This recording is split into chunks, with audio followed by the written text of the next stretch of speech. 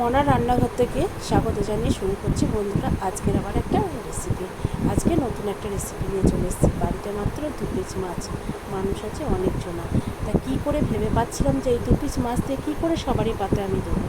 তাই ভেবে ভেবে দেখলাম যে 2 পিস মাছ এইরকম করে রান্না করলে পরে সবাই দুপুরবেলায় হয়ে যাবে। তা প্রথমে মাছ দুটোকে আমি কড়াইয়ে জল বসিয়ে দিয়েছি। তারপর জলটা গরম হলে মাছ আর হচ্ছে মানে একটা গোটা আলু 2 পিস আমি দিয়ে মাছটা আর আলুটা সেদ্ধ করে নামিয়ে নিয়েছি। তারপর ঠান্ডা হলে পরে মাছগুলোকে আমি ভালো করে কাঁটাগুলোকে ছাড়িয়ে নিয়েছি। মাছে কাঁটা থাকলে হবে না, কেননা কাঁটা থাকলে গলায় অনেক সময় তো বেঁধে যেতে পারে, সেই জন্য কাঁটাগুলোকে ভালো করে বেছে নিতে হবে।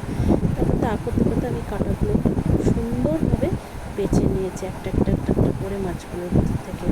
কাঁটাগুলো বাছা আমার কমপ্লিট। তারপর ওর ভেতরে জিরে গুঁড়ো, ধনে গুঁড়ো, কাশ্মীরি লঙ্কা গুঁড়ো, স্বাদ মতো লবণ, একটু হলুদ, একটু কুচনো পেঁয়াজ, আর হচ্ছে একটু বেশ পরিমাণে কাঁচা লঙ্কা, আর একটু আদা কুচি, সামান্য একটু বেসন, আর একটু ওই যে আলুটা সেদ্ধ করেছেন তার মধ্যে 1 পিস আলু আমি গ্রেট করে ওর ভেতরে দিয়ে দিয়েছি, আর লাস্টে একটু রসুন কুচি দিয়েছি।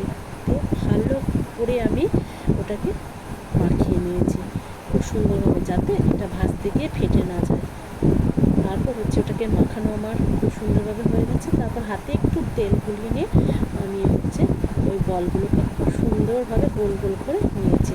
আর এটা অনেক কটাই বল হয়েছিল, তারপরে যাতে সবারই হয়ে যাবে এই রেসিপিটায়।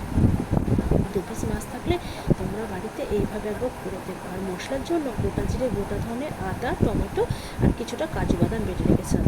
তারপর কড়াইটা পরিষ্কার করে আবার বসিয়ে দিয়েছি। কড়াইয়ে পরিমাণ মতো সাদা তেল দিয়ে দিয়েছি, আর একটু সাদা তেলটা গরম হলে সামান্য একটু হলুদ দিয়ে বলগুলোকে ভেজে নিয়েছি। তারপর ওই তেলের ভেতরে আমি হচ্ছে গোটা জিরে, তেজপাতা, শুকনো লঙ্কা, আর একটু কালো জিরে, এলাচ, আর একটু দারচিনি ফোড়ন দিয়েছি, আর সামান্য একটু চিনি। তারপর হচ্ছে পেঁয়াজ বাটাটা দিয়ে একটু নাড়াচাড়া করার পর রসুন বাটাটা দিয়ে আরও একটু বেশ খানিকটা কষিয়ে নিয়েছি। তারপর সেই মশলা বেটে রাখা মশলাটা ওর ভেতরে দিয়েছি। তারপর সামান্য একটু হলুদ আর স্বাদ মতো লবণ দিয়ে ভালো করে মশলাটাকে দেখো কষিয়ে নিয়েছি। তারপর একটু কালারের জন্য কাশ্মীরি লঙ্কার গুঁড়ো দিয়ে দিচ্ছি, যাতে কালারটা খুব সুন্দর হয়। দেখো এত সুন্দরভাবে কষানো হয়ে গেছে, মশলাটা দিয়ে চারিপাশ দিয়ে তেল ছেড়ে দিচ্ছে। মশলাটা খুব সুন্দরভাবে আমার কষে গেছে। তারপর আমি পরিমাণ মতো জল দিয়ে দিয়েছি, কেননা ঝোল তো বেশি করবো না, এটা গ্রেভি টাইপের হবে।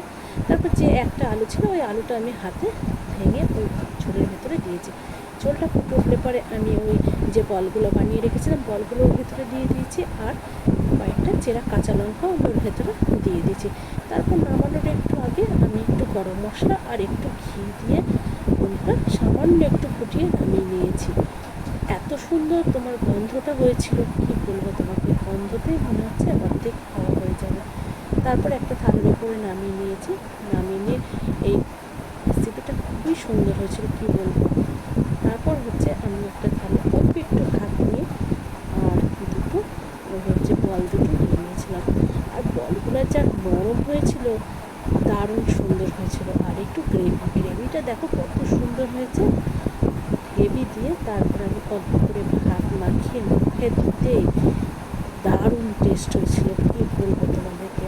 তোমরা পারলে একবার প্লিজ এটাকে ট্রাই করে দেখতে পারো। যে 2 পিস মাছ থাকতে পারে বাড়ির সকলে দুপুরে এই খাবারটা হয়ে যাবে, কোনো চিন্তা থাকবে না। এইভাবে পারলে একবার রেসিপিটা ট্রাই করো।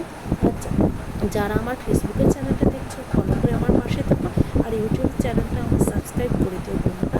তোমরা ভালো থাকো, সুস্থ থাকো। টাটা বন্ধুরা। আর একটা